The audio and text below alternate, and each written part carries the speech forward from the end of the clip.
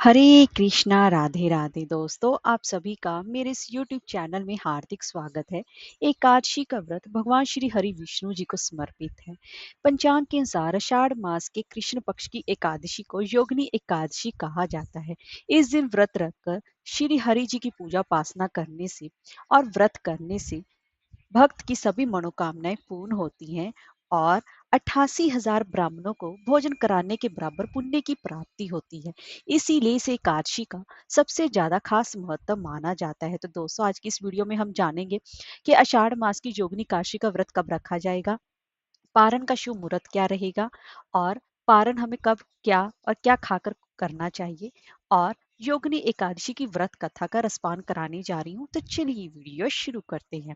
सबसे पहले जान लेते हैं एकादशी तिथि कब से प्रारंभ हो रही है। 1 जुलाई की सुबह 10:26 पर एकादशी तिथि प्रारंभ हो रही है, जो कि 2 जुलाई की सुबह 8:42 पर रहेगी। जो 1 जुलाई को एकादशी है वो दशमी युक्त एकादशी है, इसीलिए 2 जुलाई को उदय तिथि वाली एकादशी को ही उत्तम माना जाएगा, जो कि दिन मंगलवार को योगिनी एकादशी का व्रत रखा जाएगा। और व्रत का पारण जो रहेगा वो 3 जुलाई की सुबह 5:28 से लेकर सुबह के 7:10 तक रहेगा। और पारण के दिन द्वादशी तिथि समाप्त होने का समय सुबह 7:10 तक रहेगा। तो अब जान लेते हैं योगिनी एकादशी की विधि कि हमें इस दिन को कैसे पूजा उपासना करनी चाहिए। एकादशी का जो व्रत होता है वो 3 दिनों तक चलता है, दशमी तिथि से लेकर द्वादशी तिथि तक। इसीलिए दशमी तिथि से ही व्रतों का पालन करना शुरू कर देना चाहिए। दशमी तिथि को सात्विक आहार लेना चाहिए और इसके साथ साथ आज के दिन ही दशमी तिथि को ही तुलसी पत्तर तोड़कर रख लेनी चाहिए, घर की साफ सफाई कर लेनी चाहिए और ब्रह्मचर्य का पालन करना चाहिए। और शाम को सूर्यास्त से पहले आपको भोजन कर लेना चाहिए। और उसके बाद आपको रात्रि पर बेड पर ना सोकर जमीन पर शयन करना चाहिए। उसके बाद एकादशी तिथि पर ब्रह्म मुहूर्त में सुबह जल्दी उठना चाहिए और उसके बाद किसी पवित्र नदी में स्नान करना चाहिए। अगर नहीं जा सकते तो घर पर ही गंगा जल मिले युक्त पानी से स्नान करना चाहिए। साफ सुथरे वस्त्र धारण करने चाहिए। उसके बाद सूर्य नारायण को जल का अर्घ देना चाहिए। और उसके बाद आपको अपने पूजा घर में भगवान विष्णु जी की प्रतिमा या मूर्ति को एक लकड़ी की चौकी पर पीला वस्त्र बिछाकर उनकी स्थापना करनी चाहिए। उसके भाव में आप लड्डू गोपाल जी को भी स्थापित कर सकते हैं। अब भगवान विष्णु जी की प्रतिमा या मूर्ति को अ, दूध, दही, इन सभी चीजों से मिलाकर पंचामृत से उनका अभिषेक करना चाहिए। और इसके अलावा भगवान विष्णु जी को फल फूल भी चढ़ाने चाहिए, तुलसी दल अर्पित करना चाहिए और उनको पीले रंग के फूल और पीले रंग की मिठाई का भोग लगाना ना भूलें।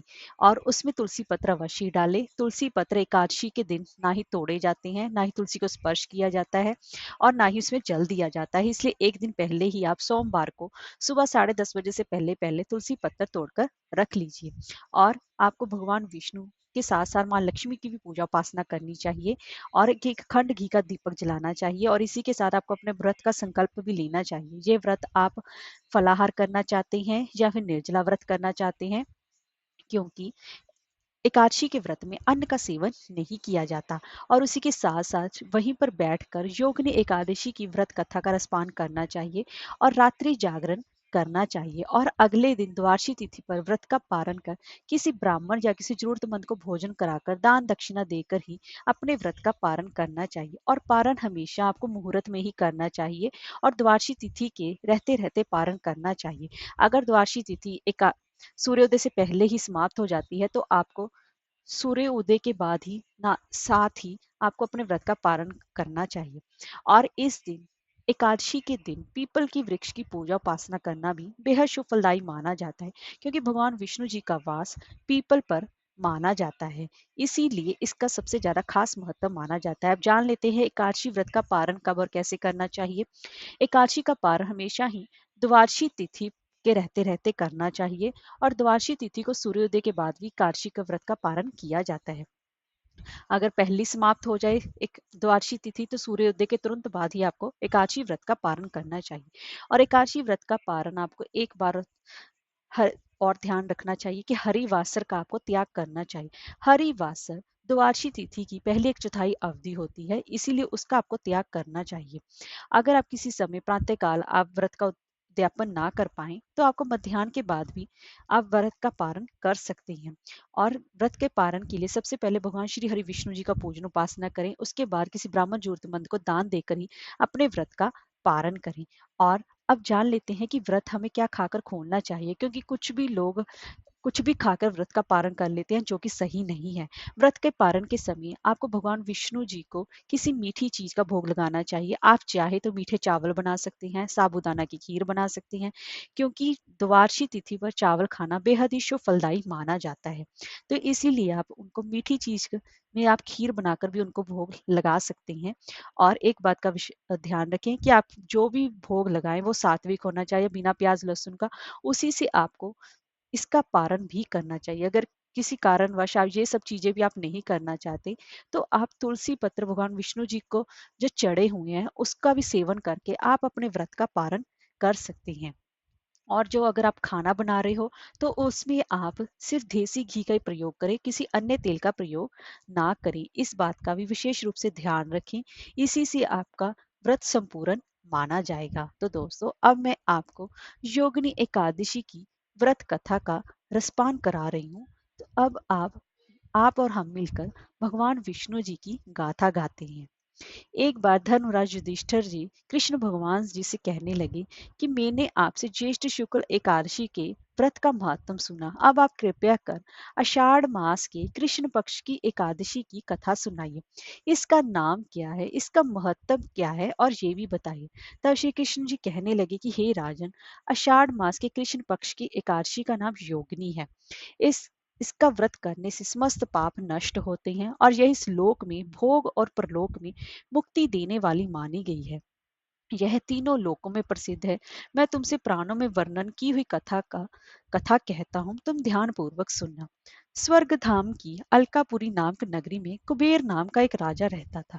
वह शिव भक्त और प्रतिदिन शिव जी की पूजा किया करता था। हेम नाम का एक माली पूजन के लिए उसके यहाँ फूल लाया करता था। हेम की विशालाक्षी नाम की एक सुंदर स्त्री थी। एक दिन वह मानसरोवर से पुष्प तो ले आया, लेकिन काम सख्त होने के कारण वह अपनी स्त्री से हास्य विनोद तथा रमन करने लगा। इधर राजा उसकी दोपहर तक राह देखता रहा। अंत में राजा कुबेर ने सेवकों को आज्ञा दी कि तुम जाकर माली के ना आने का कारण पता करो, क्योंकि वह अभी तक पुष्प लेकर नहीं आया। सेवकों ने कहा कि महाराज, वह पापी अति कामी है, अपनी स्त्री के साथ हास्य विनोद और रमन कर रहा होगा। यह सुनकर कुबेर जी ने क्रोधित होकर उसे बुलाया। हेम माली राजा के भय से कांपता हुआ उपस्थित हुआ। राजा कुबेर ने क्रोध में आकर कहा, अरे पापी, नीच, कामी, तूने मेरे परम पूजनीय ईश्वर के ईश्वर श्री शिव जी महाराज का अनादर किया है। इसलिए मैं तुझे शाप देता हूँ कि तू स्त्री का वियोग सहेगा और मृत्यु लोक में जाकर कोढ़ी होगा। कुबेर जी के शाप से हेम माली का स्वर्ग से पतन हो गया, और वह उसी क्षण पृथ्वी पर गिर पड़ा।